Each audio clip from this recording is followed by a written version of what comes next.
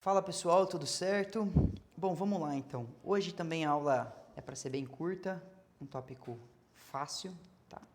Que são as palavras ou perguntas WH, tá? O que é isso?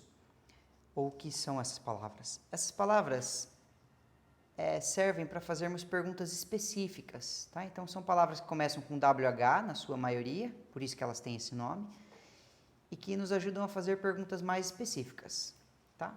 Elas vão sempre no começo da frase, tá?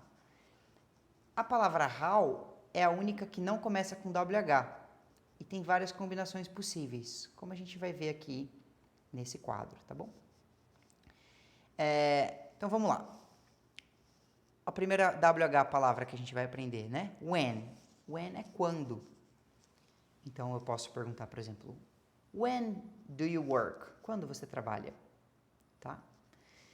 What pode ser traduzido como o que ou qual.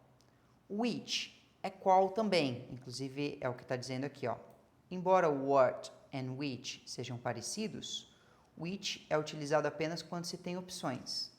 Então, por exemplo, você pergunta, what kind of music do you like? Que tipo de música você gosta? A pessoa não tem opções restringindo ela, né? Ela tem várias opções. Agora, vamos dizer que você dê, sei lá, 5 cores de lápis de cor para alguém escolher. Você tem lá um laranja, azul, amarelo, verde e preto. Aí você mostra as 5 opções e você pergunta: which color do you prefer? Tá? A gente usa o which nesse caso porque você está dando opções para a pessoa escolher dentre aquelas opções. Tá? Where é onde ou de onde.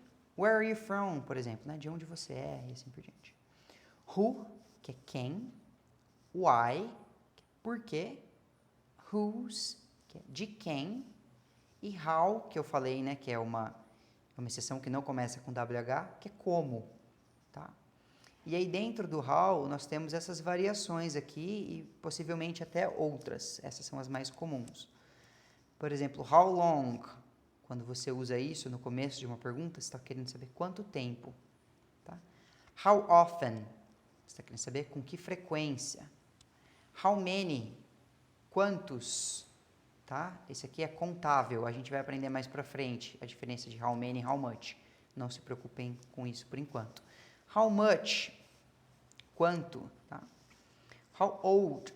A idade. Lembra da primeira aulinha lá? How old are you? Qual é a sua idade? Quantos anos você tem, né?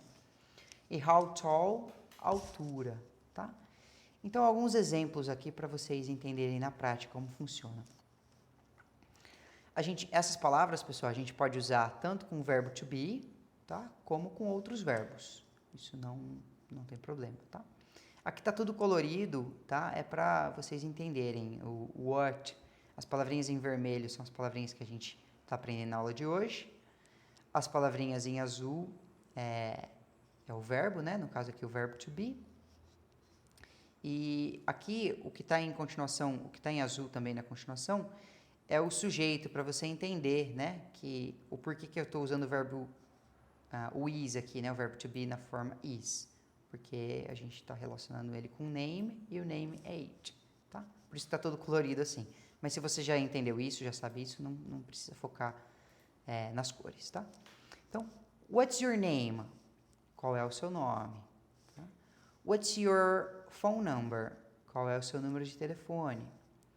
Where are they from? De onde eles são? How old is Maria? Qual é a idade de Maria? Quantos anos a Maria tem? Tá?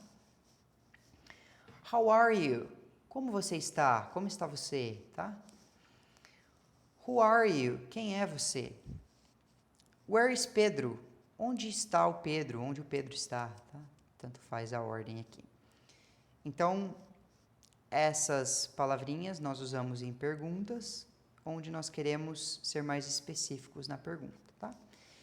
E aí aqui exemplos dessas perguntas, quando formulamos perguntas com outros verbos, que não são o verbo to be, tá? A gente pode ter uma pergunta sem nenhuma palavra WH na frente. Do you dance? Eu não quero saber nada específico, eu só quero saber se você dança. Então, eu pergunto sem nenhuma palavra antes. Agora, eu posso fazer perguntas mais específicas. Então, eu posso perguntar, how do you dance? Como você dança? Tá? What do you dance? O que você dança? When do you dance? Quando você dança? Where do you dance? Onde você dança? Tá? How often do you dance? Com que frequência você dança? Então, tá vendo que existem muitas opções, tá bom?